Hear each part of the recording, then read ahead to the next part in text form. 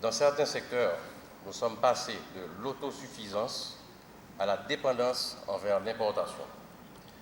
À date, Haïti dispose dans la région d'une moyenne de droits de douane la moins élevée au sein des pays membres de l'OMC. Le but de cette conférence débat est de présenter le projet du rapport des taux plafonds à l'OMC qui permettront à l'État de réviser le tarif douanier de façon à promouvoir la production nationale. Il demeure bien sûr entendu que cet effort ne produira pas les effets escomptés si la contrebande n'est pas stoppée. L'ADI souhaite être partie prenante, comme par le passé, à l'élaboration du tarif douanier et de toute politique susceptible d'affecter le secteur de la production nationale. Nous espérons que, fort des expériences passées et des problèmes présents, le gouvernement de la République d'Haïti saura manœuvrer comme pour appliquer les mesures adéquates permettant une réelle relance de la production nationale. Je me réjouis aujourd'hui de procéder à l'ouverture de cette conférence débat organisée par l'Association des industries d'Haïti autour du thème « Haïti consolide les bases de sa production nationale ».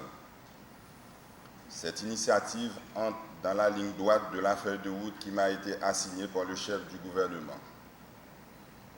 D'ailleurs, je remercie l'ADI d'avoir pris la décision d'organiser cet événement, un signe annonciateur que le secteur privé est prêt à accompagner la nouvelle administration dans le processus de relance de la production nationale. Ma participation à cette activité ce matin témoigne de la volonté du gouvernement d'encadrer et d'accompagner les petites et moyennes entreprises locales porteuses de croissance et qui sont susceptibles de contribuer à mettre le pays sur la voie du développement économique.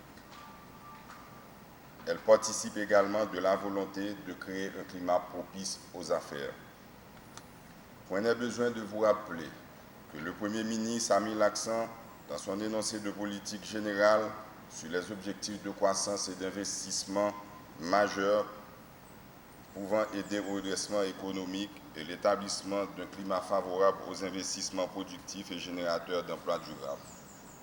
Ces objectifs seront atteints, entre autres, par le renforcement de la fonction de promotion économique et de support au développement des entreprises et par la consolidation des capacités institutionnelles dans la conception et la mise en œuvre des politiques publiques destinées à cet effet.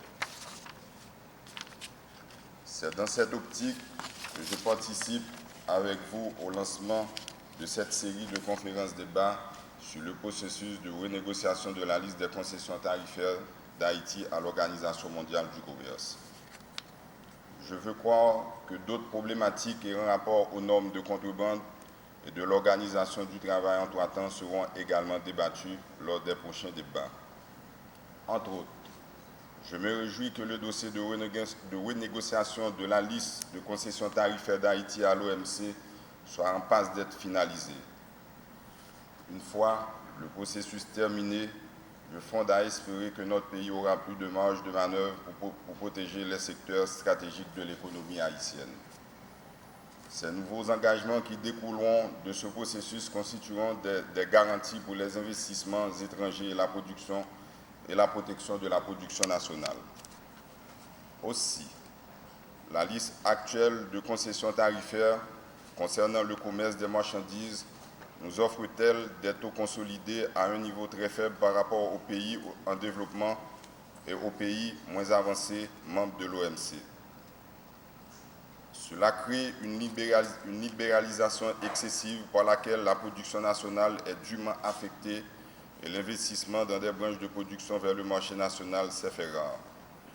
L'État haïtien a proposé des mesures courageuses dans le cahier de charges soumis à l'OMC, lesquelles mesures permettront à notre pays de participer pleinement au libre-échange avec la CARICOM par la mise en application du tarif extérieur commun de la CARICOM et le Bureau national des normes et standards. Pour en finir, je souhaite à tous les participants bon travail.